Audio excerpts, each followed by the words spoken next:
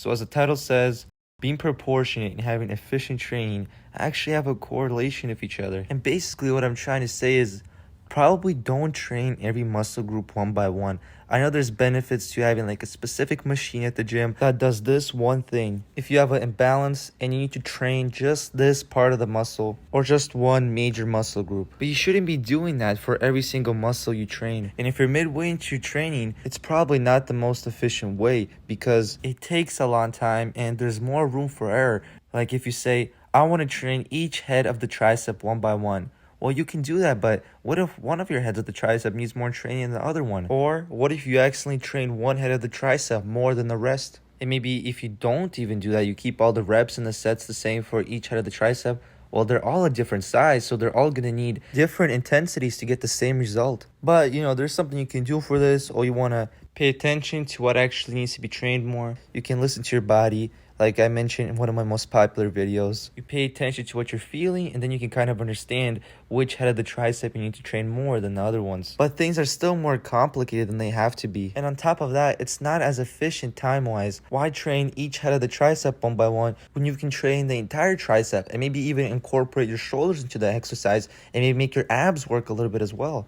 So not only are you training more muscle groups with one exercise, but you're also even getting some improvements from cardio because there's more muscles being active at once, so there's more oxygen demand. Your circulatory system even has to improve, and extra cardio often results in more visible veins. But how does that apply to being proportionate? Well, if you think about it, if you're doing this exercise, like instead of doing a bench press machine, you do a bench press. Well, now instead of just using your chest, you're also using your stabilizer muscles because, the bar, it can sway left, it can sway right, it can go forward, it can go backward. It's not just a strict upwards motion because there's more variables. And that also means that there's more muscles being trained. And when you're training so many things at once, when you're overlapping so many muscle groups with every exercise, there is really not a lot of room for error. It's very hard to not be proportionate with that style of training. Like more primal movements, like think about rock climbing. You're training so many things at once and you're even training things outside of muscles, like you're building up your hands. Your fingers actually start to change a little bit when you do rock climbing.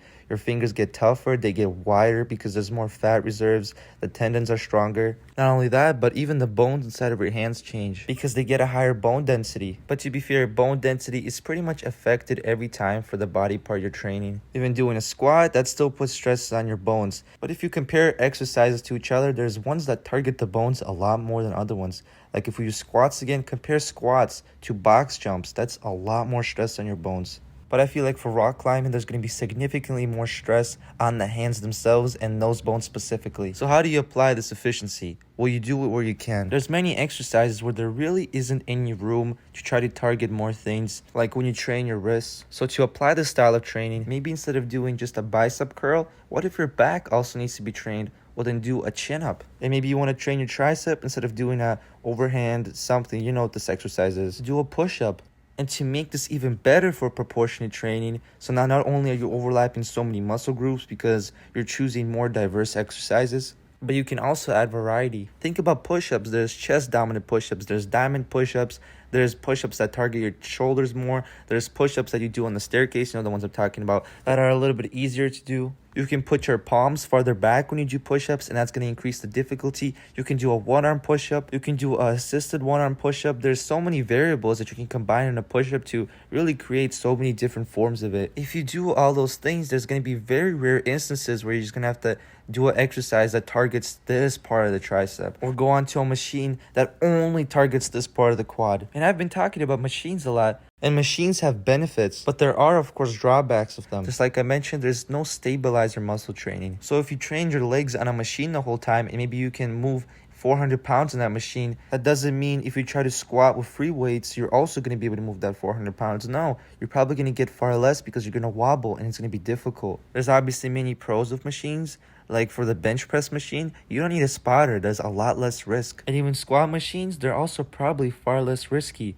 And on top of that, there's some machines that really help you target a specific area. And there are times when that's really useful. But moving back to efficient training, if your only goal isn't muscle and maybe you like to do some martial arts, how about combining more things like running Okay, why not run when it's slightly colder so you're training how you can endure the cold? Or maybe practice some light running when it's hotter out so you're training how you can endure the heat. And better yet, why not run barefoot? Now you're also building up the skin on your feet. And when you're doing push-ups, why not try it instead of putting the weight on your palms? Do the push-ups on your knuckles. You can even apply this to stretching. Like while you're stretching, why not also practice your balance? You guys know this classic quad stretch.